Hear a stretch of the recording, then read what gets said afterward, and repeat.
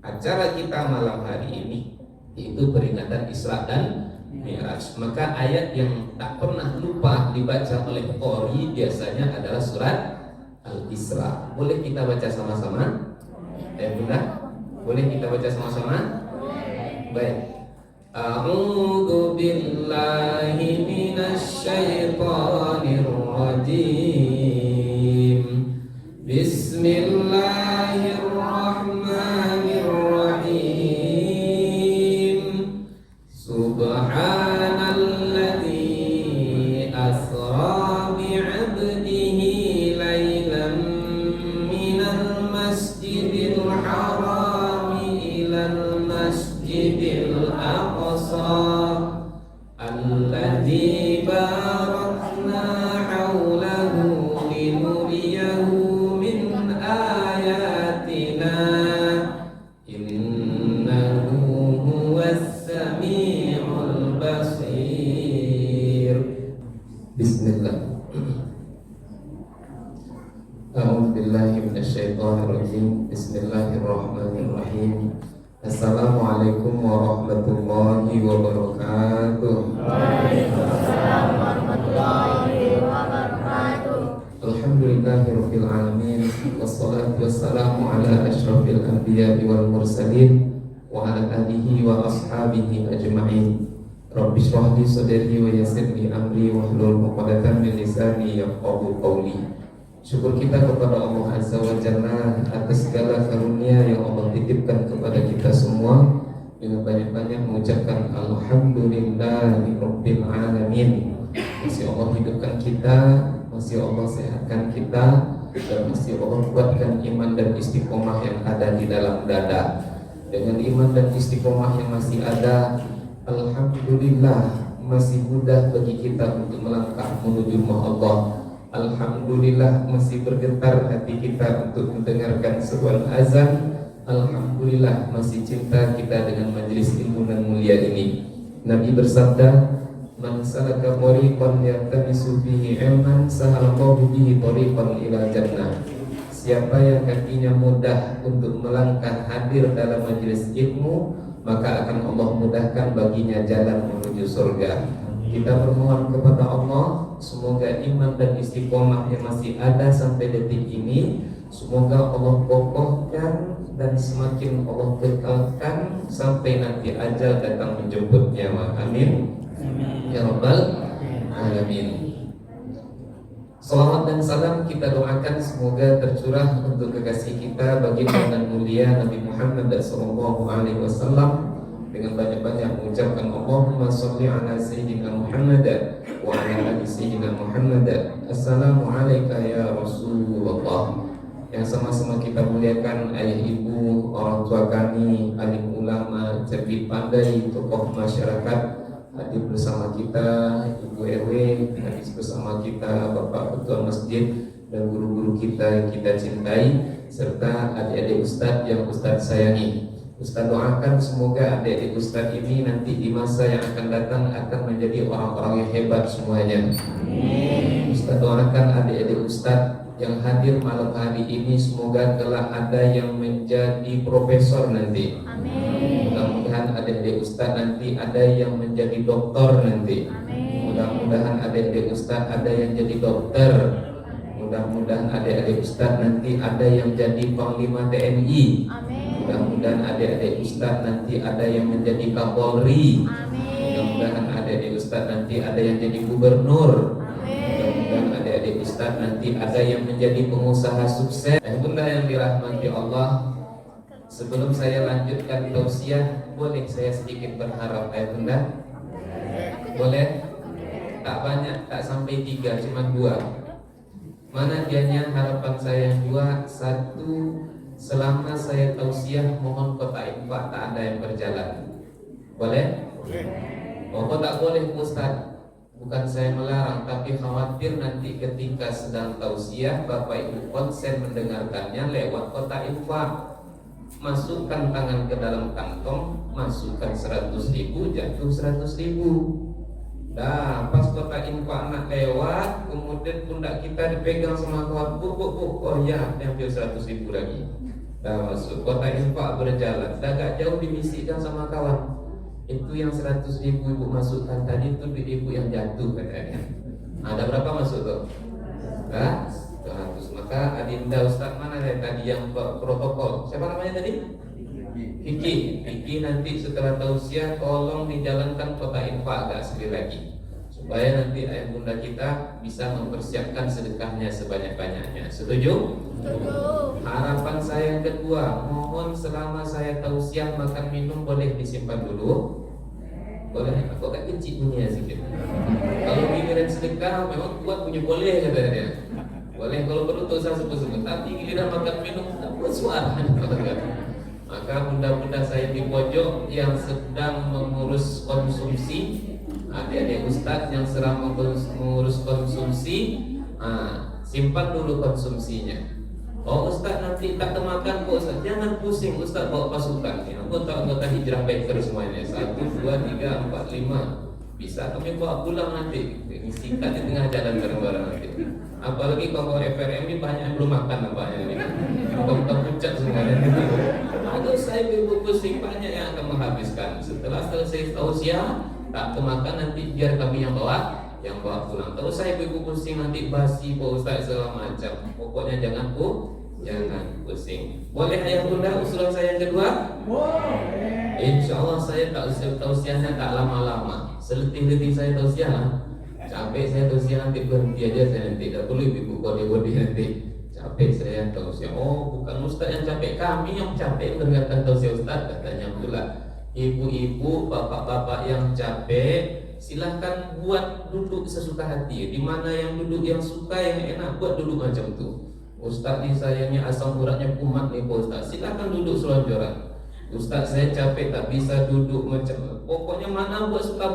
Yang penting bagi saya duduk aja dalam majelis ilmu udah senang hati saya. Tak tahan lagi Ustaz saya duduknya nyandar Pak Ustaz. Tak masalah lah.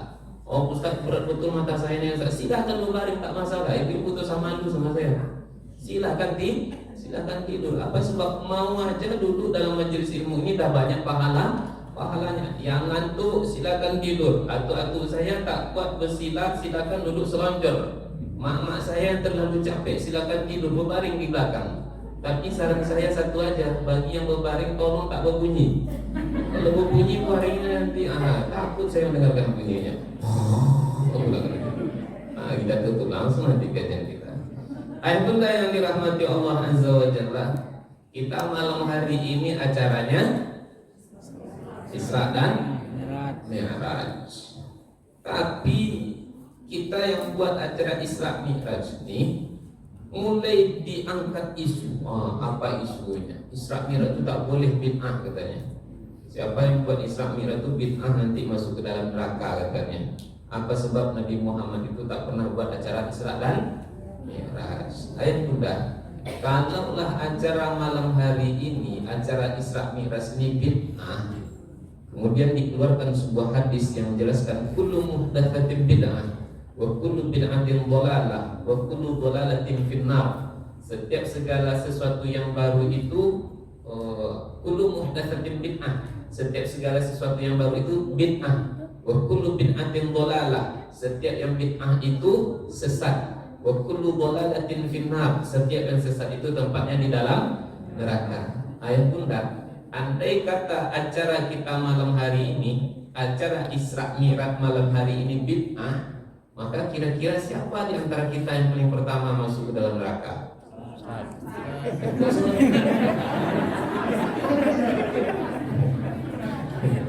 Kalaulah acara malam ini bid'ah, saya tanya sendiri, siapa di antara kita yang paling pertama masuk ke dalam neraka? Saya kira semakin tak berbunyi dia, semakin keras buat suaranya, dan itu tertuju ke saya. Ayah bunda, kalaulah acara kita ini bid'ah, sesat, tempatnya dalam neraka, yang paling pertama masuk ke dalam neraka di antara kita ini ayahanda saya nih. Beliau yang minta saya ngisi acara Isra dan Mi'raj. Kajian kita kan biasanya maghrib ya bunda. Selasa Rabu pertama itu jadwal saya maghrib. Maka beliau pesankan sama saya, Ananda tolong nanti Isra Mi'raj acara Rabu depan tanggal 3 itu kita tausiahnya Habis Isya, kenapa ayahanda kita buat Isra dan Mi'raj, kata beliau. Maka beliau pertama masuk ke dalam neraka. Bunda yang dirahmati Allah, tak segampang itu mengatakan amal seseorang itu bid'ah, tak segampang itu mengatakan perbuatan ibadah seseorang itu sesat. Kadang-kadang ada kawan kita, ini kadang-kadang sering terjadi kawan-kawan kita yang baru ngaji. Tahu dia satu hadis pokoknya tak dibuat oleh Nabi itu sesat, tak dibuat oleh Nabi itu bid'ah, maka kemudian dia berhukum kepada orang lain.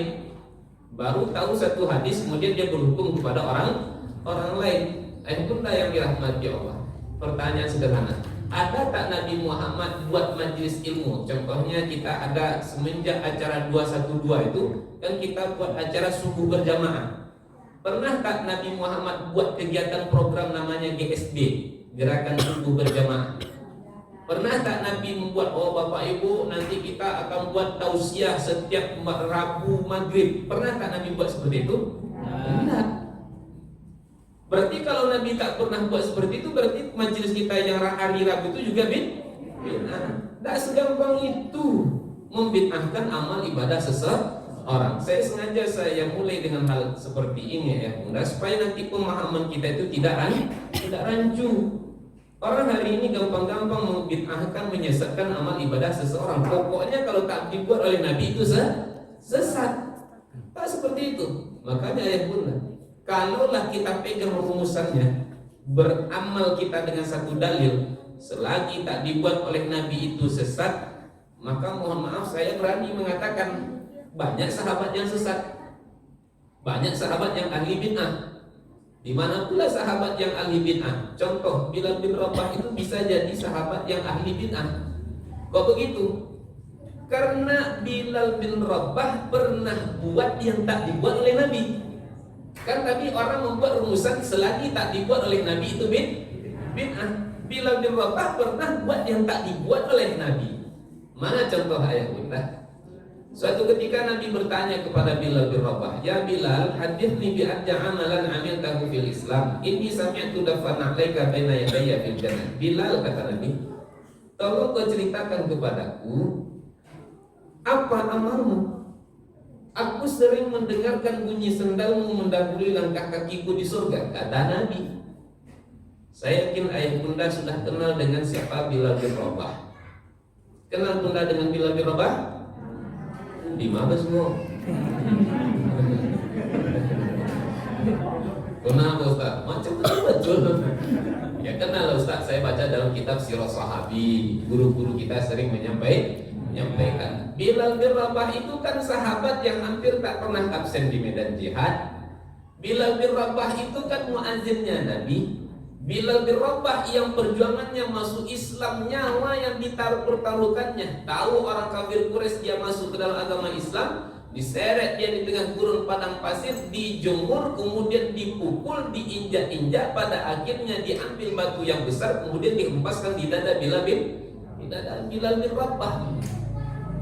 Kita sudah mengenal siapa Bilal bin Rabah. Andai kata ketika ditanya oleh Rasulullah, "Ya Rasul, ya Bilal," kata Nabi, ceritakan kepadaku apa amal yang kau buat. Aku kok sering mendengarkan bunyi sendalmu mendahului langkah kakiku di surga. Andai kata di waktu itu Bilal menjawab, "Ya Rasulullah, aku ini kan sahabat yang tak pernah absen di medan jihad." Kira-kira kalau itu jawaban Bilal bisa tak ya Bunda? Bisa tak? Bisa. Itu realita, itu fakta. Memang Bilal itu tak pernah absen di medan jihad. Andai kata di waktu itu Bilal menjawab, "Ya Rasulullah, aku ini kan dulu ketika masuk ke dalam agama Islam, nyawaku kupertaruhkan ya Rasulullah, disiksa aku habis-habisan." Ayah Bunda, panas tak di tengah gurun padang pasir itu? Kita aja di Pekanbaru ini akhirnya di sekitar seminggu ini panasnya luar biasa, terasa sama saya. Bilal tuh di tengah terik matahari, bertelanjangkan dada, bertelanjangkan kaki, dijemur dia di tengah terik matahari.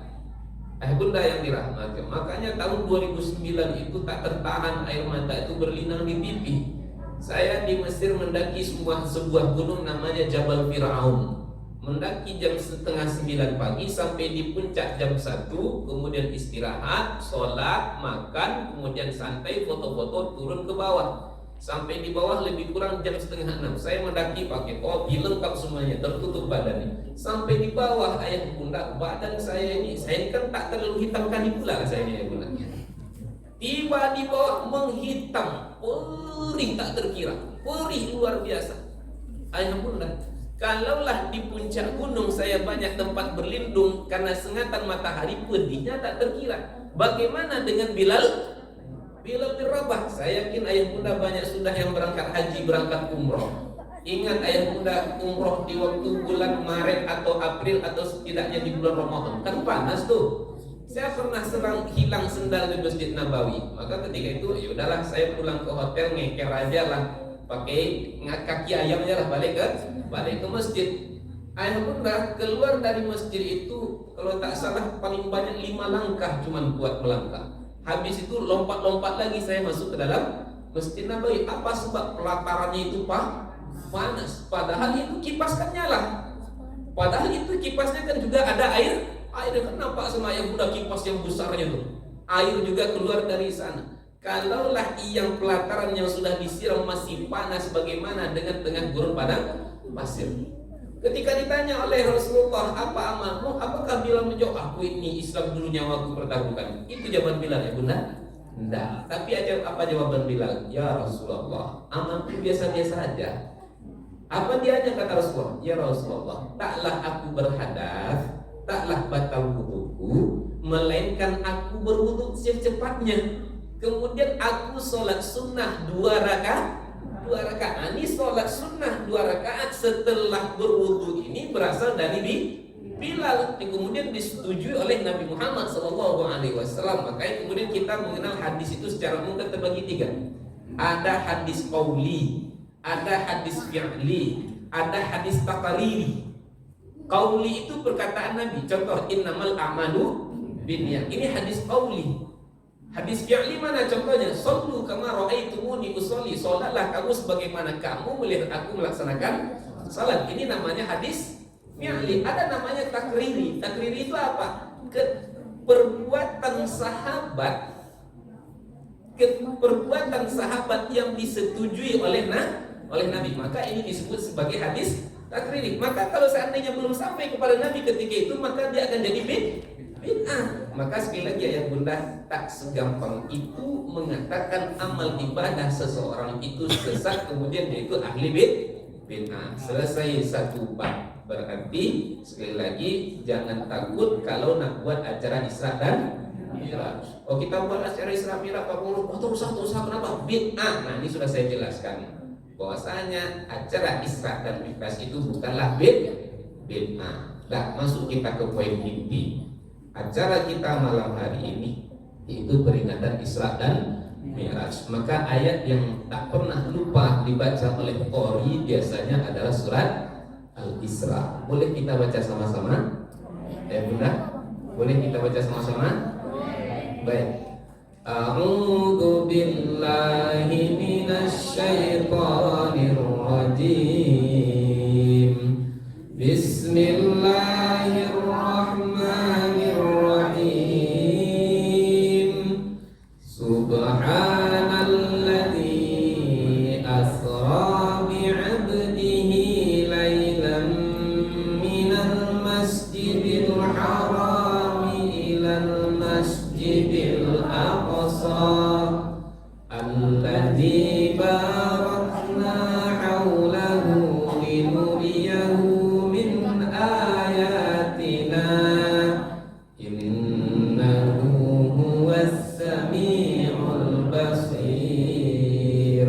Kita baca agak 2 kali lagi, mudah-mudahan benar-benar hafal dan lengket di dalam dada kita dan tak pernah lupa sampai nanti ajal datang menjemput nyawa. Amin. Ya rabbal alamin. Boleh ayah bunda kita baca 2 kali lagi? Adik-adik Ustaz simak baik-baik. Siapa yang hafal nanti dapat hadiah. Nah, mau dapat hadiah? Mau? Oke, kita baca 2 kali lagi.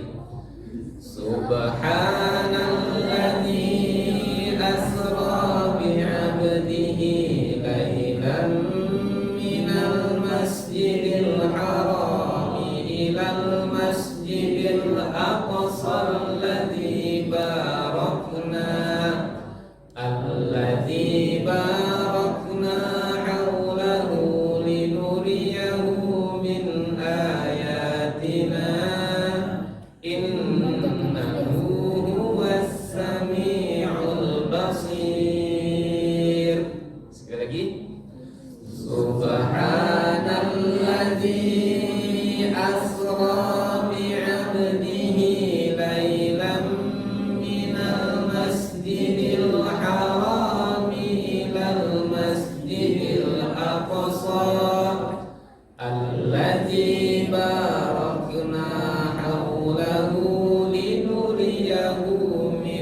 ayatina innahu huwas samiul basir.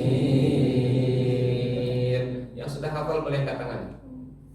Ada yang hafal? Ada yang Ustaz? Nah, merahnya halal dan thayyibah ya. Ada yang hafal? Tak hafal? Alhamdulillah. Ustaz tak makan sih tadi karena lama betul. Nah, Subhanalladzi asra bi'abdihi lailan minal masjidil haram ilal masjidil aqsa. Siapa yang menyimak dengan baik, nanti ada pertanyaan Ustaz ajukan. Siapa yang bisa jawab juga dapat hadiah. Mau tak dapat hadiah? Mau, makanya dulu baik-baik, dengar baik-baik. Nah, dapat hadiah. Dari mana hadiahnya Ustaz? Banyak, dari Ustaz ada, dari Ustaz juga ada, dari pengurus masjid juga ada, apalagi dari BRW lebih banyak lagi nanti dapat hadiah. Subhanalladzi asra bi'abdihi, maha suci Allah yang memperjalankan hambanya lailan minal masjidil haram, di waktu malam dari masjidil haram ilal masjidil aqsa, menuju masjid al-aqsa, alladzi barakna haulahu, yang kami berkahi negeri-negeri yang ada di sekeliling masjidil aqsa tersebut. Alladzi barakna haulahu linuriyahu min ayatina, karena kami ingin perlihatkan bukti-bukti tanda-tanda kekuasaan kami. Innahu huwas samiul basir, sesungguhnya Allah zat yang maha as-sami', mendengar, al-basir, maha melihat. Maha suci Allah yang memperjalankan hambanya di waktu malam dari Masjidil Haram menuju Masjid Al-Aqsa, yang kami berkahi negeri-negeri yang ada di sekelilingnya, karena kami nak perlihatkan kepada Muhammad itu di antara tanda-tanda kekuasaan kami. Sesungguhnya Allah dialah zat yang maha mendengar lagi maha melihat. Ayah bunda yang dirahmati Allah, barangkali saya takkan menjelaskan secara utuh mulai dari awal sampai akhir tentang Isra Mi'raj Nabi ini. Apa sebab ayah bunda? Karena banyak sekali, maka mungkin hal-hal poin-poin terpenting saja yang akan saya sampaikan. Maka ayah bunda kalau nak menengok betul nanti boleh nanti tengok kitab tafsir Ibnu Katsir, penjelasan Imam Abdul Fida Ibnu Katsir ketika menjelaskan ayat 1 surat Al-Isra ini, atau nanti baca tuntas kitab Sirah Nabawi yang paling bagus itu, kitab Sirah Nabawi yang paling bagus namanya Ar-Rahiqul Maktum yang ditulis oleh Syekh Sofiur Rahman Al-Mubarakpuri. Saya menyarankan ayah bunda, kalau ada rezeki belilah buku ini, belilah buku Sirah Nabawi namanya Ar-Rahiqul Maktum yang ditulis oleh Syekh Sofiur Rahman Al-Mubarakpuri. Siapa nama penulisnya tadi? Syekh Ustaz katanya. Iya Syekh nama Syekhnya siapa? Sofiur Rahman Al-Mubarakpuri. Berapa harganya Ustaz? Akan sampai 200.000 rupiah. Ayah bunda yang dirahmati Allah, bagaimana peristiwa Isra dan Mi'raj Nabi Muhammad ini? Maka dijelaskan di dalam kitab Sirah Nabawi, juga dijelaskan dalam kitab tafsir Ibnu Katsir tadi. Nabi Muhammad itu diperjalankan. Nabi bukan berjalan sendiri, tapi diperjalankan. Maha suci Allah yang memperjalankan hambanya. Kendaraan yang dipakai oleh Nabi itu namanya buraq. Buraq itu seperti apa? Dalam hadis-hadis yang kita baca, wa qutitu bidabatin abyad dunal bagli wa fawqal himari buraq. Aku diberikan tunggangan kendaraan, kata Rasulullah SAW, kendaraanku itu dunal bagli, dia lebih pendek daripada bighal. Bighal itu ayat bunda, kawin kuda dengan keledai, maka lahirlah bughal itu. Dia lebih pendek daripada bighal, wa fawqal himari, lebih tinggi sedikit daripada keledai. Berarti dia bukan kuda. Ayah bunda yang dirahmati Allah, saya yakin ayah bunda kalau mendengarkan kata-kata buruk, apa yang terbayang ayah bunda? Apa terbayang? Burung. Ada yang membayangkan kuda. Kemudian ada yang membayangkan dia bersayap. Maka penjelasan Penjelasan Rasulullah tentang buruk itu apa? Dia lebih pendek daripada bual, lebih tinggi daripada keledai. Tadi jelaskan sayapnya yang putih, kemudian kepalanya perempuan, ya kan? Yang sering gambar kita lihat itu apa ya Bunda? Kuda yang berwarna putih, memang putih ya, bersayapnya, dan kemudian yang jauh sekali dari yang dijelaskan oleh Rasulullah itu adalah kepalanya itu seperti kepala perempuan, kemudian rambutnya panjang, kemudian ada mahkota. Ternyata saya selidiki gambar ini ya Bunda, ini gambar dibuat oleh orang Syiah, bukan orang kita ahlu sunnah wal jamaah. Maka saran saya Bunda, kalau punya gambar-gambar seperti ini di rumah, tolong dipotong kepalanya. Apa sebab? Karena ini bertentangan dengan yang digambarkan oleh Rasulullah Sallallahu Alaihi Wasallam. Orang-orang lama, termasuk nenek saya dulu ya Bunda, sering memakai hiasan dinding dari bahannya kalau tak salah karpet, kalau tak salah. Ada gambar besar itu, kadang-kadang 2 meter kali 1. Apa namanya Bu, hiasan dinding yang dari kain itu Bu? Ada kadang-kadang Masjidil Haram, ada kadang-kadang Masjidil Al-Aqsa, kadang-kadang Masjid Nabawi, kemudian ada gambar. Maka nenek saya dulu pernah beli. Saya tanya, "Nek, ini gambar apa nih Nek?" Saya tanya sama nenek saya. Lalu kata nenek saya, ini doang, inilah yang buruk tuh. Ternyata yang buruk yang dijelaskan oleh Rasul itu bukanlah seperti yang sering kita lihat di internet, di foto-foto dan lain sebagainya. Benda yang dirahmati Allah, aku diperjalankan di waktu malam dari Masjidil Haram menuju Masjid Al-Aqsa. Kemudian Nabi Muhammad itu juga dibelah dadanya. Kemudian diangkat sampai di Masjid Al-Aqsa. Nabi Muhammad SAW sholat 2 rakaat. Kemudian naik ke langit yang pertama, sampai ke langit yang kedua, sampai ke langit yang ketiga, sampai ke langit yang ketujuh, kemudian sampai ke Sidratul Muntaha. Nabi Muhammad itu berjumpa dengan banyak nabi. Nabi berjumpa di langit yang pertama dengan Nabi Adam. Nabi Muhammad berjumpa dengan Nabi Idris. Nabi Muhammad berjumpa dengan Nabi Yusuf. Nabi Muhammad berjumpa dengan Nabi Harun. Nabi Muhammad berjumpa dengan Nabi siapa lagi? Dengan Nabi Isa, Nabi Yahya. Di langit yang ke-6 Nabi Muhammad berjumpa dengan Nabi Ibrahim. Di langit yang ke-7 Nabi Muhammad berjumpa dengan Nabi Musa. Kemudian diangkatlah Rasulullah SAW menghadap kepada Allah di Sidratul Muntaha. Balik Nabi Muhammad SAW paginya. Bunda yang dirahmati Allah, maka paginya berceritalah Nabi Muhammad SAW. Paginya Nabi Muhammad duduk di depan Ka'bah. Paginya Nabi Muhammad duduk di depan Ka'bah. Nampak sama Abu Jahal.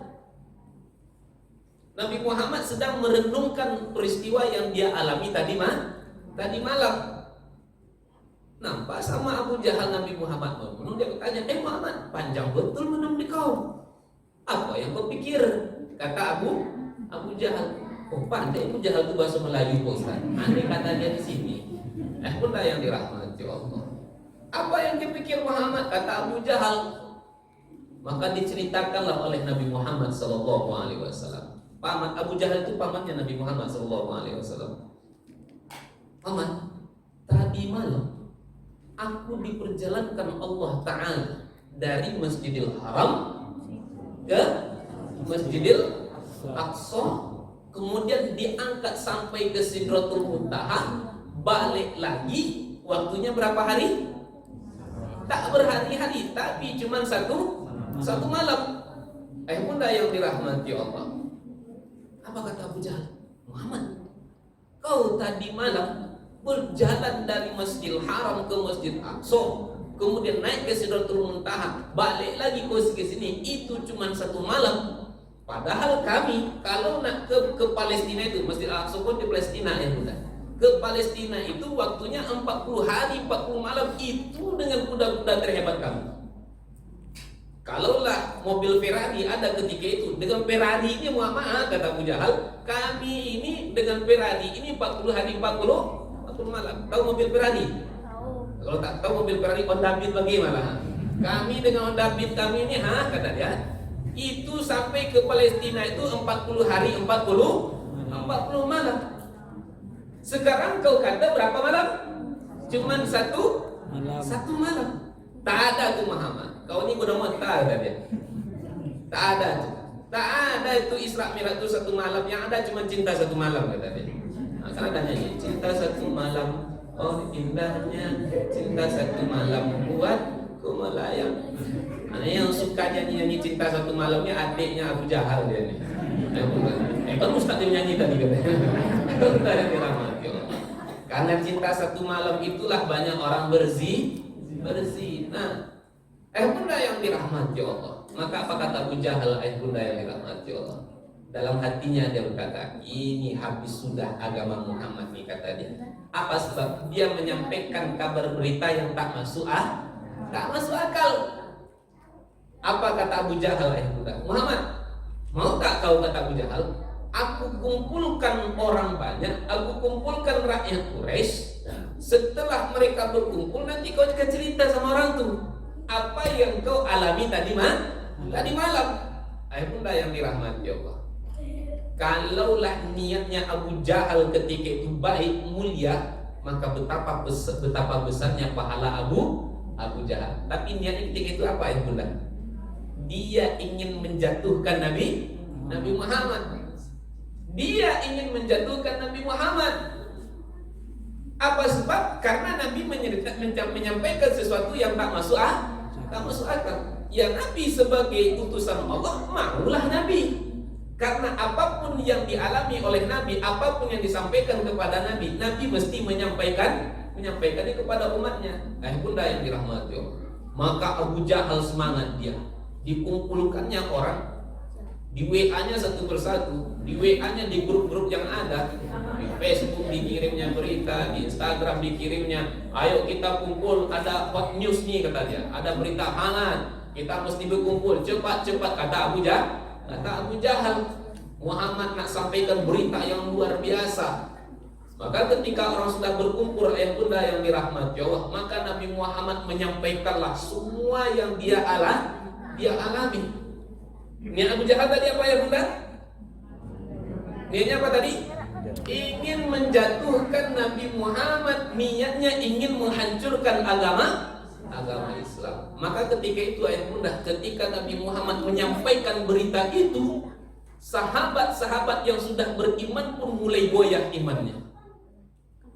Sahabat yang sudah beriman mulai goyah imannya. Apa sebab? Benar-benar tak masuk akal. Orang dengan kuda tercepat ketika itu 40 hari 40 malam. Sekarang Nabi kata berapa malam? Cuma satu malam. Maka bunda, di sini kita belajar bunda, iman kita itu akan senantiasa diuji. Bunda, andai kata kita semasa dengan Abu Jahal, andai kita semasa dengan Nabi Muhammad SAW, kira-kira dengan berita seperti itu kita akan ikut Nabi Muhammad atau Abu Jahal? Ada bunyi deh. Ada bunyi pun berani mengatakan ikut sama Abu Jahal. Kalau ditanya saya, entah pula lah, ada jawab saya jawab. Bunda yang dirahmati Allah. Artinya apa? Begitu beratnya tantangan menjadi sahabat Nabi. Makanya bersyukurlah kita yang hidup hari ini. Alhamdulillah kita hari ini mungkin mayoritas Islam warisan. Andai kata kita ini bukan Islam warisan, belum tentu kita akan sholat di sini. Makanya kita bersyukur kepada Allah. Allah takdirkan kita lahir di bumi dan hidup di bumi lancang kuning. Andai kata kita sezaman dengan Rasulullah, wallahu a'lam bishawab, bisa jadi kita akan menjadi pengikutnya Abu Jahal. Bunda yang dirahmati Allah. Abu Jahal kemudian ketika Nabi Muhammad menyampaikan berita di halayak orang banyak itu, kemudian dia pergi. Ditinggalkannya Nabi Muhammad. Rasailah, kata Abu Jahal. Rasailah mama, kata Abu Jahal. Abu Jahal mencari kawan-kawannya yang tak ikut di perkumpulan itu. Mungkin yang lainnya sedang nongkrong di kedai kopi, di kafe agaknya, didatangi sama Abu Jahal. Woi bro, ini ada berita hangat nih bro, kata Abu Jahal. Apa dianya? Itu si Muhammad sampaikan berita. Bercerita lagi Abu Jahal. Makanya tadi saya katakan bunda, kalaulah niatnya Abu Jahal ini baik, betapa besarnya pahalanya. Apa sebab? Tidak karena mulut dia, usaha dia, berita Isra Mi'raj itu tersebar di tanah Mekah. Tapi sayang niatnya apa? Niatnya buruk. Bunda yang dirahmati Allah. Datanglah Abu Jahal ke kawan-kawan satu geng dia, ceritakan ya. Ini benar-benar agama Muhammad akan sirna. Tapi ada salah seorang kawan konconya Abu Jahal dikata, kita baru akan bisa menghapus agama Muhammad ini. Ada satu lagi tantangan kita. Tantangannya apa? Kita tengok dulu reaksi dari Abu Bakar. Abu Bakar sudah kasih kabar belum? Belum lagi. Maka kita tengok reaksi Abu Bakar. Ayo kita cari Abu Bakar. Maka yang satu gengnya ya Bunda beramai-ramai menemui Abu Bakar di kebunnya. Berceritalah mereka, Abu Bakar dengan semangatnya ya Bunda yang dirahmati Allah. Dengan semangatnya dia bercerita kepada Abu Bakar. Belum lagi dimatikan motornya, kemudian dia langsung bercakap dengan Abu Bakar. Abu Bakar, iya, kau sudah tahu info yang baru belum, yang hangat hari ini terjadi? Apa tuh kata Abu Bakar? Ini ketinggalan informasi kau agaknya. Jangan-jangan kau kehabisan paket agaknya. Tak baca WA kau agaknya, kata Abu Jahal, Bunda yang dirahmati Allah. Nah, apa dia yang beritanya Abu Jahal? Kata Abu Bakar, Muhammad sampaikan kepadaku bahwasanya tadi malam dia Isra Mi'raj, diperjalankan dari Masjidil Haram ke Masjid Al-Aqsa. Diceritakannya lagi ayah Bunda, semangatnya luar biasa Abu Jahal. Ternyata memang ayah Bunda zaman berubah, musim berganti, ada orang yang juga semangatnya untuk menyampaikan keburukan itu juga luar biasa. Lalu apa kata Abu Jahal? Abu Bakar, percaya tak kau dengan apa yang kuceritakan ini? Dengan pedenya Abu Bakar mengatakan ayah Bunda, Abu Jahal, kalaulah wahyu turun dari langit kepada Muhammad, aku percaya kepadanya. Maka kalau dia pun diangkat ke langit, aku juga akan percaya. Dimatikan lagi oleh Abu Bakar ayat Bunda. Apa kata Abu Bakar? Kalaulah di hadapanku ada tembok warnanya putih, kemudian Muhammad sallallahu alaihi wasallam mengatakan, Abu Bakar, itu bukan putih, hitam tuh Abu Bakar. Kata Nabi, itu hitam. Padahal di hadapan Abu Bakar temboknya warnanya apa? Putih. Andai kata di hadapan, di pandanganku ada tembok warnanya putih, tapi Nabi Muhammad katakan Abu Bakar itu bukan putih, itu hitam. Maka apa kata Abu Bakar ayah Bunda? Akan aku dustakan pandanganku dan aku benarkan apa yang disampaikan oleh Nabi Muhammad. Makanya ayah Bunda, Nabi itu memuji betul siapa Abu Bakar. Sampai-sampai Nabi katakan, kalaulah ditaruh imannya Abu Bakar di satu timbangan, kemudian iman seluruh umat manusia di timbangan yang lainnya, maka akan lebih berat timbangan imannya siapa? Abu Bakar. Bunda yang dirahmati Allah. Orang di sini kita belajar juga ya Bunda. Berkaitan sedikit dengan Isra Mi'raj ini, ada ketentuan agama itu yang kadang-kadang tak masuk akal. Ini contohnya, Isra Mi'raj ini masuk akal atau tak masuk akal nih? Masuk akal atau tak masuk akal? Tak masuk akal, mustahil menurut kita. Tapi bagi Allah ada yang mustahil? Bagi Allah ada yang berat? Bagi Allah ada yang sulit? Bagi Allah ada yang susah? Tak ada yang susah bagi Allah, semuanya mudah. Allah apabila berkehendak cukup mengatakan kun fayakun, jadilah maka akan jadi. Saya ajak ayah Bunda mundur ratusan tahun sebelum Nabi Muhammad. Masih ingat dengan seorang nabi nan mulia bernama Sulaiman? Masih ayah Bunda? Buka nanti kisah Nabi Sulaiman bersama dengan Ratu Saba, surat An-Naml ayat 16 sampai ayat 40. Surat apa ya Bunda? An-Naml ayat 16 sampai ayat 40. Pada kesempatan ini saya menyampaikan yang penting-penting saja. Wa usyira li ayat 16. Wa usyira li Sulaiman junuduhu minal jinni wal insi wat tayr.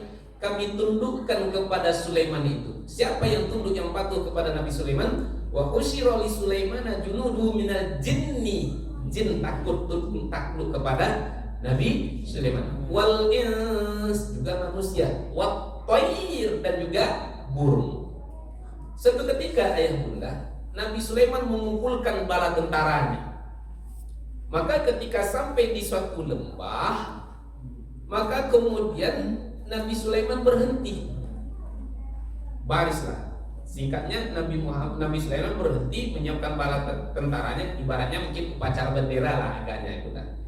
Mau upacara, terus ternyata satu kelompok, satu peleton terlambat, yaitu burung hudhud. Upacara dan mulai, burung hudhud juga belum datang. Maka Nabi Sulaiman marah karena saking lamanya burung hudhud itu terlambat. Maka apa kata Nabi Sulaiman?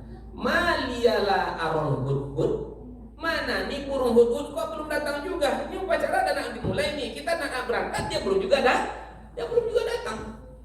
Maka amarah Nabi Sulaiman itu dilanjutkan dengan dia katakan, kalaulah sebentar lagi burung hudhud tak datang juga, la u'adzibannahu 'adzaban syadidan aw la adbahna. Nanti kalau dia dah datang, kata Nabi Sulaiman, akan aku azab, akan aku siksa dia, aw la adbahna, aku potong lehernya, aku buat dia nanti gulaikan liu burung hudhud, kata Nabi Sulaiman. Ayah bunda, famakatha ghayra ba'id. Tak lama setelah itu burung hudhud pun datang. Ahabtu bima lam tuhita bihi wajituka min sab'in binaba'in yakin. Lapor komandan, kata burung hudhud. Maaf komandan, aku datang terlambat, kata burung hudhud. Kenapa nih kau terlambat, kata Nabi Sulaiman. Ahabtu bima lam tuhita bihi wajituka min sab'in binaba'in yakin. Aku tadi tengok di negeri Sabak, ada sekelompok manusia. Ahadtu bimalam tuh itu. Aku nak sampaikan berita yang selama ini kau tak tahu, wahai tuanku, kata burung hudhud. Apa dia yang berita itu?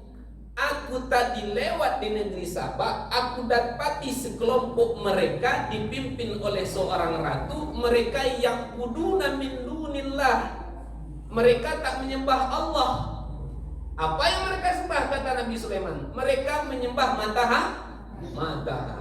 Nabi Sulaiman naik pitam, marah dia. Apa sebab? Seorang penguasa yang luar biasa, jin patuh, kemudian hewan tunduk, angin pun akan berhembus atas perintahnya. Tiba-tiba di satu negeri ada orang yang tak mau menyembah Allah. Maka Nabi Sulaiman katakan kepada burung hudhud, ini kalau informasi yang kau sampaikan ini betul, bukan hoax, aku nak buat surat peringatan untuk Ratu Balqis itu, Ratu Sabak. Dikirimlah surat oleh Nabi Sulaiman. Apa isi surat Nabi Sulaiman kepada rakyat Sabak dan ratunya kita kenal namanya tadi siapa? Ratu Balqis. Innahu min Sulaiman. Surat itu ditulis oleh Nabi Allah dan agung bernama Sulaiman. Wa innahu bismillahirrahmanirrahim. Surat itu diawali dengan kalimat Bismillahirrahmanirrahim. Apa poin terpenting dari isi surat Nabi Sulaiman kepada Ratu Balqis? Allah ta'alu alayya wa'tuni muslimin. Jangan kalian berlaku angkuh, jangan kalian berlaku sombong, dan kalian mesti datang kepadaku dalam keadaan berserah diri. Ini perintah Nabi Sulaiman kepada Ratu Sabak. Singkatnya ayah bunda, berjalanlah Ratu Sabak itu. Ratu Sabak itu negeri Yaman hari ini ayah bunda. Sabak hari ini negerinya Yaman. Disuruhlah Ratu Sabak itu berjalan ke istana Nabi Sulaiman. Istana Nabi Sulaiman itu di mana? Tepatnya di Palestina. Berjalanlah Ratu Sabak dari Yaman ke Palestina. Sebelum Ratu Sabak sampai di Palestina, Nabi Sulaiman ingin menunjukkan kehebatannya. Bagaimana? Nabi Sulaiman nak memindahkan singgasana Ratu Balqis yang di mana tadi? Di Yaman, di Sabak, ingin dipindahkan ke Palestina. Nabi Sulaiman pun buat konferensi pers. Apa kata Nabi Sulaiman? Ya ayyuhal mala'u ayyukum ya'tini bi arsyiha qabla ayatuni muslimin. Wahai rakyat-rakyatku, kata Nabi Sulaiman, siapa di antara kalian yang bisa memindahkan singgasana Ratu Balqis itu yang dari Yaman tadi ke Palestina? Qala ifritum minal jinni ana atika qabla an taquma min maqamik. Jin ifrit angkat tangan. Jin ifrit angkat tangan. Apa kata jin ifrit? Tuan Sulaiman, aku bisa pindahkan singgasana Ratu Balkis itu dalam tempo selama engkau berdiri dari tempat dudukmu. Berdiri kau dari tempat duduk kau tuh, itu istana sudah sampai di hadapan engkau di Palestina. Qala alladzi 'indahu 'ilmun minal kitab. Lalu ada orang yang punya ilmu, paham dia tentang Alkitab, dia berkata, ana atika qabla an yartadda ilaika tarfuk. Aku bisa, Nabi Sulaiman, memindahkan singgasana Ratu Balkis itu hanya dalam sekejap mata. Dalam sekejap mata, ayah bunda, singgasana Ratu Balkis tadi pun ada di hadapan Nabi Sulaiman. Ustaz, apa kaitannya dengan Isra Mi'raj? Tadi Isra Mi'raj, sekarang tiba pula diceritanya cerita Nabi Sulaiman. Ayah bunda, jarak antara Mekah, saya ingin melogikakan sedikit ayah bunda. Jarak antara Nabi tadi Isra'nya dari mana? Dari Masjidil Haram ke Masjidil Aqsa. Jaraknya lebih kurang 1400 km. Sekarang jarak dari Yaman ke Palestina itu jaraknya lebih kurang 2600 km. Kaitannya dengan Isra Mi'raj apa?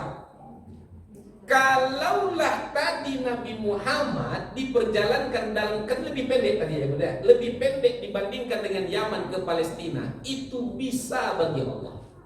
Allah bisa memperjalankan ke Nabi Muhammad. Manusia seperti kita diperjalankan dari Mekah ke Palestina 1 malam. Ini yang berpindah tadi apa ya bunda? Yang berpindah apa? Istana, bukan manusia, otomatis lebih besar. Yang memindahkan istana tadi siapa? Allah, manusia atau jin? Saya ulangi.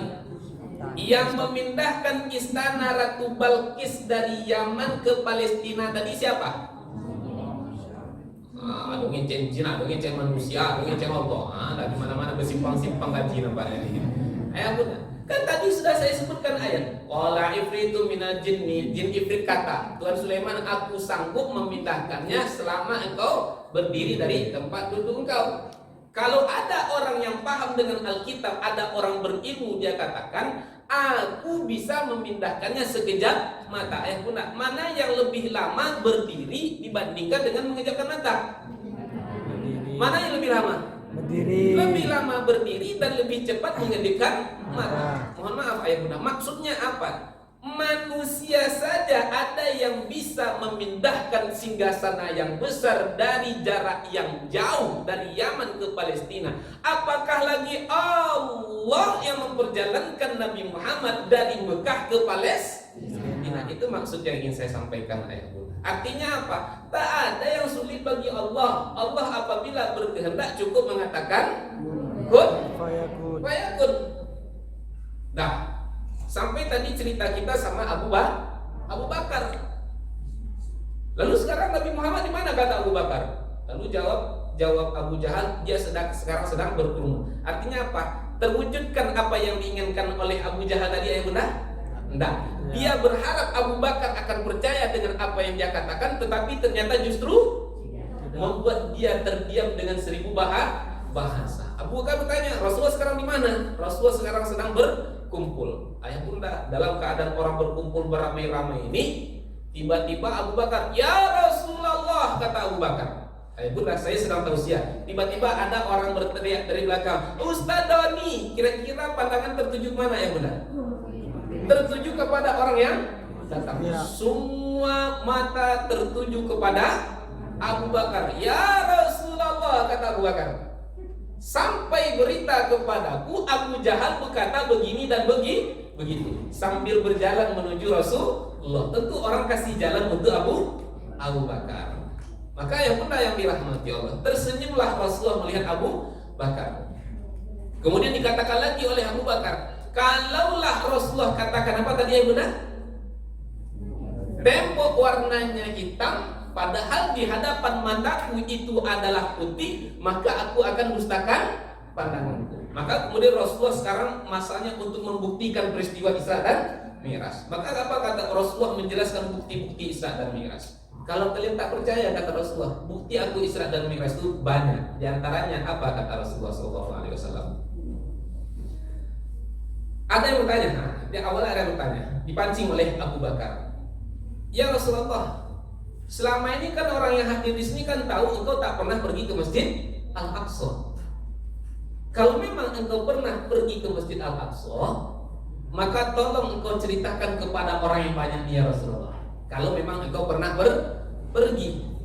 Bunda yang dirahmati Allah, maka ketika itu diceritakanlah oleh Rasulullah. Masjid Al-Aqsa itu tonggaknya seperti ini, kemudian marmarnya seperti ini. Tujuan Abu Bakar tadi apa ya Bunda? Ingin agar orang yang tak beriman mau beriman, dan agar orang-orang yang tadi imannya mulai goyah agar kuat kembali. Rasulullah, orang-orang ini tahu banyak di antara orang-orang ini kan orang-orang Quraisy itu kan rihlatas syita'i wasfaif, mereka sering melakukan perdagangan ke arah Syam, ke arah Palestina. Orang ini tahu Rasulullah kau belum pernah pergi ke Masjid Al-Aqsa. Sekarang kau katakan kau sudah pergi ke Masjid Al-Aqsa. Tolong ceritakan kepada mereka. Lalu apa kata Abu Bakar? Kalau sekiranya contoh ada 3 gambaran tentang Masjid Al-Aqsa disampaikan oleh Rasulullah, itu 3 yang disampaikan oleh Rasulullah satu saja salah, maka kalian boleh mendustai Rasulullah. Tapi kalau ketiga-tiganya itu benar, maka kalian mesti mengimani Rasulullah. Maka diceritakan oleh Rasulullah dari A sampai Z. Pintu gerbangnya seperti ini, pintu masuknya seperti ini. Betulkah? Betul. Yang sudah melihat membetulkan apa yang dikatakan oleh Rasulullah. Dipertegas lagi oleh Rasulullah. Kalau kalian masih tak percaya, kata Rasulullah, ini tak beberapa hari lagi kafilah dagang kita dari Syam akan sampai di negeri kita ini. Kafilah dagang kita yang dari Syam itu ada yang kehilangan ontanya, warnanya putih. Kata siapa ya Bunda? Kata Rasul. Karena di perjalanan pulang dari Isra Mi'raj itu Rasulullah melihat onta kafilah dagang Mekah itu yang hilang. Lalu apa kata Rasulullah? Nanti tak beberapa hari lagi kafilah dagang dari Syam akan sampai ke Mekah, yang mana onta mereka pernah hilang, warnanya putih. Lalu aku berteriak, kata Rasulullah, onta kalian ada di lembah ini, onta kalian ada di lembah itu. Kalau kalian tak percaya, besok ketika mereka dah sampai di Mekah, tanya sama mereka. Kata siapa?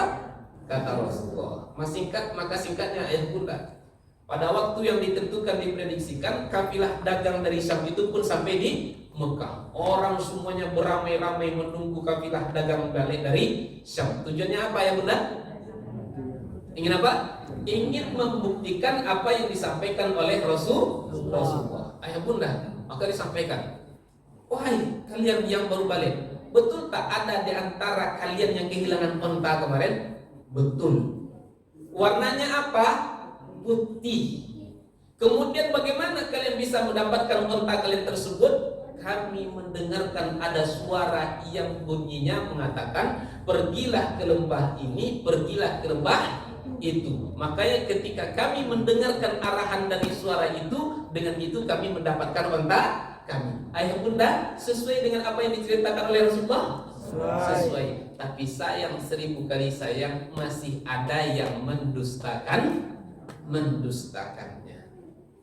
Zaman boleh berubah, musim boleh berganti, tapi perangai manusia kadang-kadang masih itu saja. Mereka sudah tahu itu benar, tapi mereka masih mengingkarinya.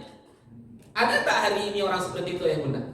Dia sudah tahu itu benar, tapi dia masih mengingkari. Contoh, banyak anak-anak perempuan kita sudah tahu hukum menutup aurat itu adalah wajib, tapi kenyataannya apa kenyataannya ya Bunda? Masih banyak anak-anak perempuan kita masih membuka aurat.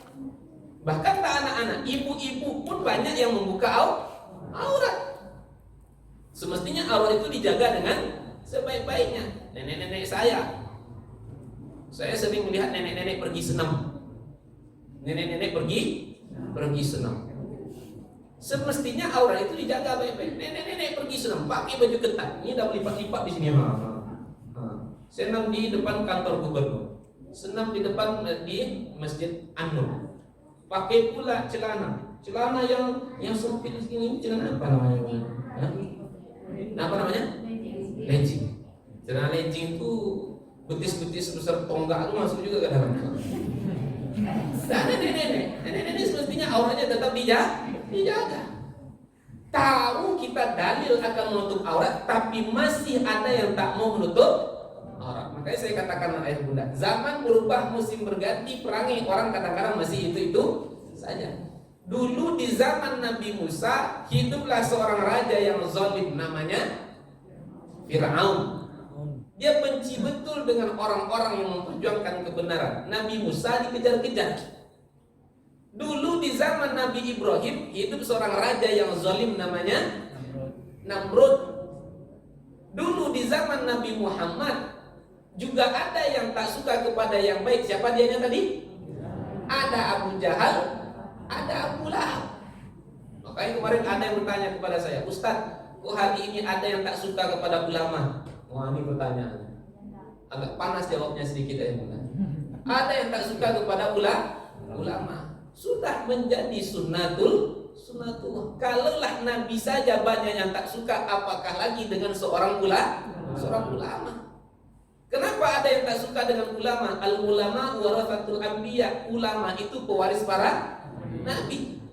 Maka kalau kita tengok-tengok ayah bunda, mundur kita ke zaman-zaman sebelumnya.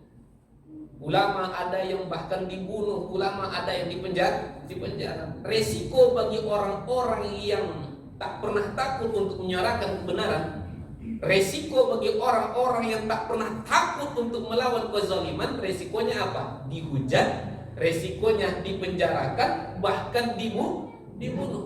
Contoh siapa? Imam Ahmad pernah dipenjara, Imam Mazhab pernah dipenjara. Said Qutb ayah benar, penulis kitab tafsir fi zilalil Quran. Matinya di mana? Matinya di tiang gantungan. Siapa lagi contohnya? Ada kenal kami yang nama-nama seperti itu. Ayah bunda kenal dengan Buya Hamka? Kenal dengan Buya Hamka? Saya yakin ayah bunda kenal dengan Buya Hamka. Baca nanti tafsir Al-Azhar ketika Buya Hamka menjelaskan ayat fa inna ma'al usri yusra, surat Al-Insyirah. Apa kata Buya Hamka?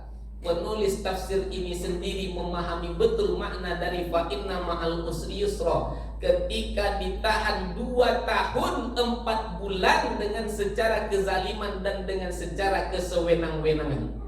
Kalaulah diperturutkan, kata Buya Hamka, kalaulah diperturutkan perampasan hak kemerdekaanku itu, maulah rasanya diri ini gila. Artinya apa ya bunda? Saking menderitanya Buya Hamka. Kenapa? Karena berhadapan dengan penguasa yang zalim. Maka zaman berubah, musim berganti, perangai manusia kadang-kadang masih itu saja.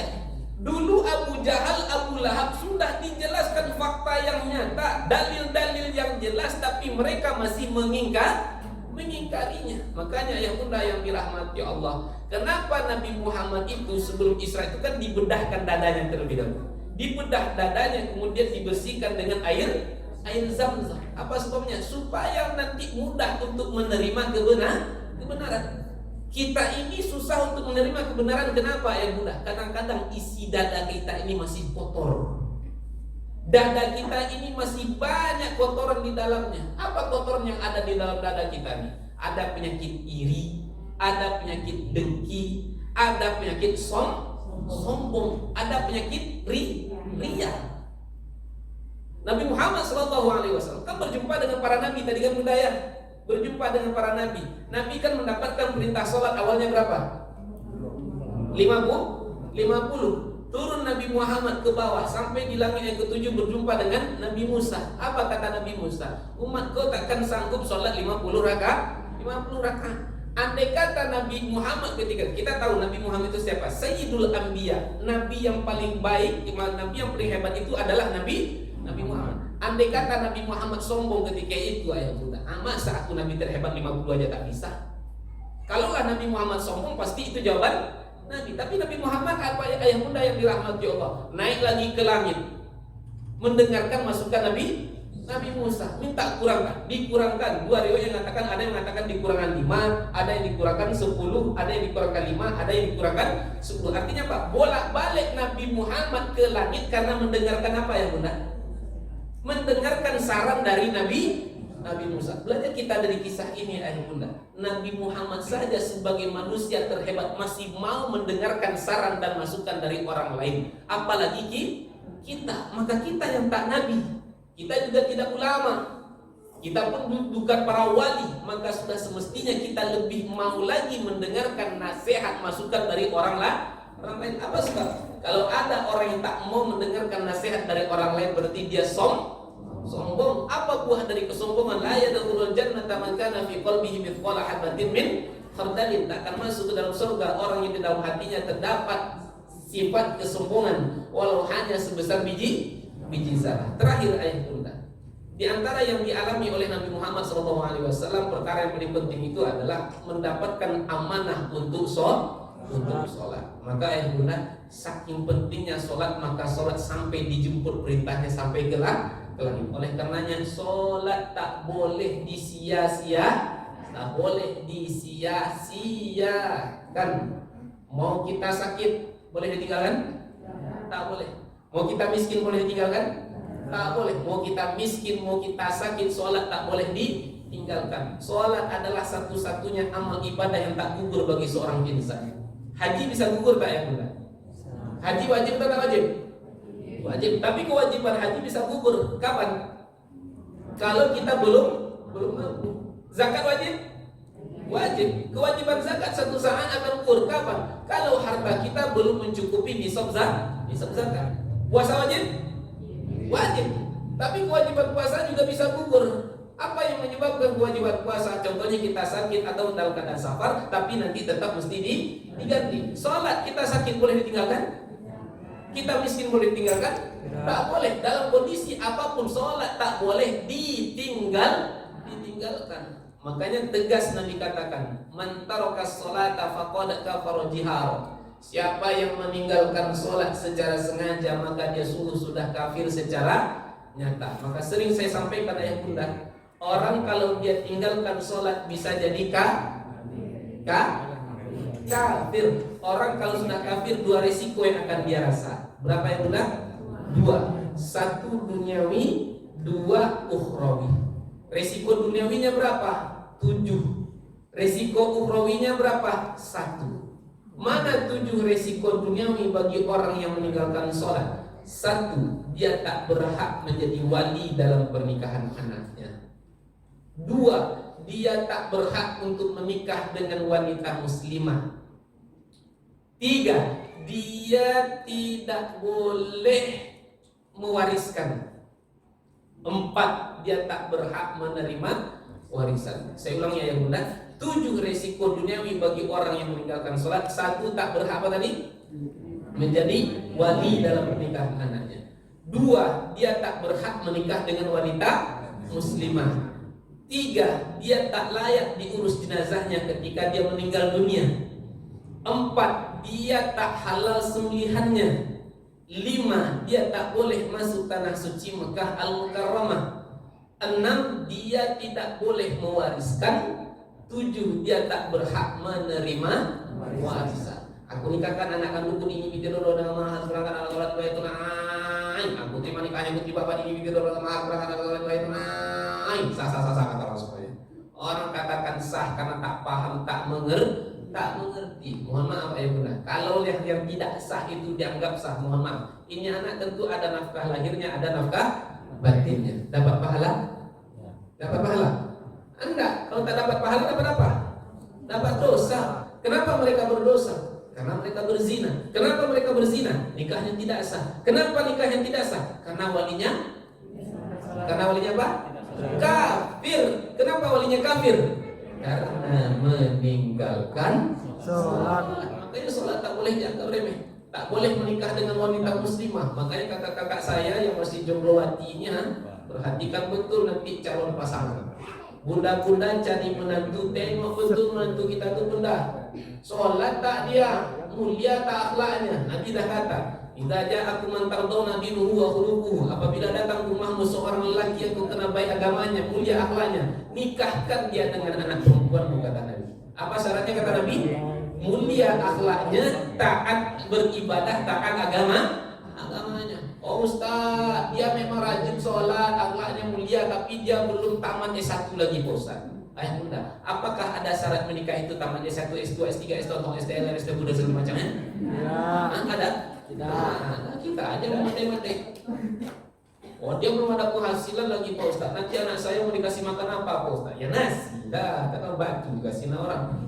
Setiap ibu yang pelit kepada anaknya, anaknya pun nanti akan pelit kepada kedua orang tuanya. Setiap istri yang membatas-batasi suaminya mengabdi kepada kedua orang tuanya, kelak nanti anak laki-lakinya juga akan dibatasi oleh istrinya untuk mengabdi kepada kedua orang tuanya. Saya ulangi, setiap istri yang membatas-batasi suaminya mengabdi kepada kedua orang tuanya, nanti anak laki-lakinya juga akan dibatasi oleh istrinya untuk mengabdi kepada kedua orang tuanya. Hukum karma berlaku. Wa may ya'mal mithqala dzarratin khairan yarah wa may ya'mal mithqala dzarratin syarran yarah. Makanya kadang-kadang ayah bunda, banyak suami-suami yang ketika ingin berbagi kepada kedua orang tuanya dalam keadaan sembunyi.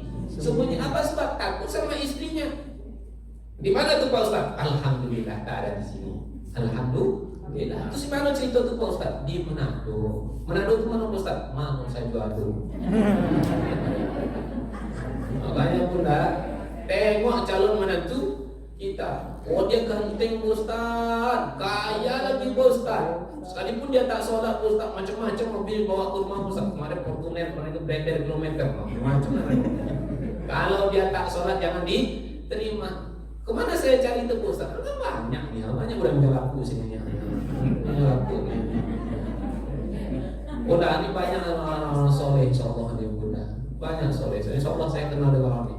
Ini kawan bakernya ya kita. Alhamdulillah kita buat program setiap Selasa dan Rabu ngaji bareng. Kapan? Bukan maghrib, bukan isya. Kapan? Kami subuh. Ini orang Rumbai itu yang di belakang pakai baju ini yang warna coklat muda. Dari Rumbai pergi ke Labersa subuh-subuh ngaji. Oh, Abang PRM nanti kalau ngaji boleh gabung kita nanti di rumah saya. Kenapa saya buat kajian subuh dengan kawan-kawannya ya bunda? Karena saya ingin menyeleksi siapa orang yang benar-benar ingin mengaji, siapa orang-orang yang munafik dengan tidak. Kenapa? Ciri-ciri orang munafik itu susah bangun subuh. Makanya alhamdulillah ya bunda, kadang-kadang datang 5, kadang-kadang datang 7, kadang-kadang datang 3. Alhamdulillah tadi ramai betul ya datang. Berapa orang tadi? Hampir 15 orang datang. Alhamdulillah. Ayah bunda ya Allah. Demikian dapat saya jelaskan. Mohon maaf atas segala kesalahan dan kekhilafan. Paham ayah bunda dengan kajian kita malam hari ini? Insyaallah. Paham dong Ustaz. Dari cerita ini sambung ke sini, dari cerita sini sambung ke sini. Paham-paham aja lah bunda lagi. Maka intinya ayah bunda yang dirahmati Allah, Nabi itu Isra dan Mi'raj banyak yang dialami. Dia berjumpa dengan para nabi, dia mendapatkan perintah sholat. Maka pada akhirnya ada yang menerima, ada yang tidak. Satu saya lupa ya bunda, yaitu Nabi juga melihat ada orang yang disiksa, ada orang yang mencakar wajahnya, ada orang yang mencakar perutnya. Pencakarnya itu kukunya dari tembaga. Itu siapa dia? Orang yang suka menggibah, orang yang suka menyebutkan aib orang lain. Nabi juga berjumpa dengan orang yang suka memukul kepalanya. Itu siapa? Di antara orang-orang yang suka meninggalkan sholat. Ayah bunda, demikian apa saya jelaskan. Mohon maaf atas segala kesalahan kekhilafan. Sebelum saya tutup dengan salam, tadi katanya kalau ada yang ingin ditanyakan, kita buka sesi tanya jawab. Mana yang bisa saya jawab, mana yang tak bisa maka PR bagi saya. Silakan bunda dibagikan makanannya bunda. Nah, sambil bertanya. Ada yang bertanya? Tidak ada? Kalau tidak ada kita tutup dengan doa. Ada? Kalau tidak ada kita tutup dengan sama-sama berdoa kepada Allah Ta'ala. Na'udzubillahi minasyaitonir rajim. Bismillahirrahmanirrahim. Alhamdulillahi rabbil alamin. Wassalatu wassalamu ala asyrafil وأصحابه أجمعين. اللهم اغفر لنا ذنوبنا ولوالدينا وارحمهما كما ربونا صغارا، ولجميع المسلمين والمسلمات والمؤمنين والمؤمنات الأحياء منهم والأموات، إنك سميع قريب مجيب دعوات يا قاضي الحاجات. Ya Rahman Rahim, ampunkanlah dosa kami ya Allah, ampunkanlah dosa kedua orang tua kami ya Allah. Sayangilah mereka ya Allah, sebagaimana mereka menyayangi kami waktu kami masih kecil ya Allah. Ya Rabbana ya Rabbana, mudahkanlah bagi kami untuk melakukan segala amal soleh ya Allah, dan bencikanlah kami dengan segala macam keburukan dan kemaksiatan ya Allah. Ya Rabbana, lunakkan hati kami ya Allah, terangkanlah hati kami ya Allah. Ya Rabbana, bila ada di antara kami yang sakit, mohon Kau sembuhkan ya Allah. Bila ada di antara kami yang lemah, mohon Kau kuatkan ya Allah. Bila ada di antara kami yang sedang berhutang, mohon berikan kepada kami kemudahan agar bisa melunasi hutang piutang kami ya Allah. Ya Rabbana, mohon anugerahkan untuk kami anak cucu generasi-generasi yang senantiasa istiqomah menjaga sholatnya ya Allah. Jadikanlah anak cucu kami generasi-generasi yang mau menghafal Al-Quran dengan mulia ya Allah. Ya Rabbana, mohon jaga ya Allah, dan mohon jauhkan anak cucu kami dari segala macam bentuk kemaksiatan ya Allah. Jauhkanlah mereka dari narkoba ya Allah, jauhkanlah mereka dari pergaulan bebas ya Allah. Ya Rabbana, anugerahkanlah untuk kami rezeki yang melimpah ruah yang penuh dengan berkah ya Allah, agar dengan itu kami bisa menolong saudara-saudara kami yang tak mampu ya Allah, agar dengan itu kami bisa untuk membangun rumahmu dan mulia ini ya Allah. Ya Rabbana, bila kelak suatu saat ajal itu pun akan datang menjemput kami ya Allah, mohon ya Allah, mohon jangan Engkau cabut nyawa kami di waktu sedang berbuat maksiat ya Allah, tapi cabutlah dalam keadaan taat ya Allah, cabutlah dalam keadaan sholat, cabutlah dalam keadaan sujud, cabutlah dalam keadaan melafazkan kalimah la ilaha illallah. Karena Rasulullah menjanjikan ya Allah, siapa yang akhir kalamnya di waktu ajal datang menjemputnya melafazkan kalimah la ilaha illallah, maka ia akan masuk ke dalam surga-Mu ya Allah. Allahumma Rabbana atina fid dunya hasanah wa fil akhirati hasanatan wa qina adzabannar. Subhanaka rabbil izzati amma yasifun wa salamun ala mursalin walhamdulillahi rabbil alamin. Taqabbalallahu minkum minna wa minkum wa taqabbal ya karim. Mohon maaf atas segala kesalahan kekhilafan. Terima kasih atas segala perhatian. Wabillahi taufiq wal hidayah. Wassalamualaikum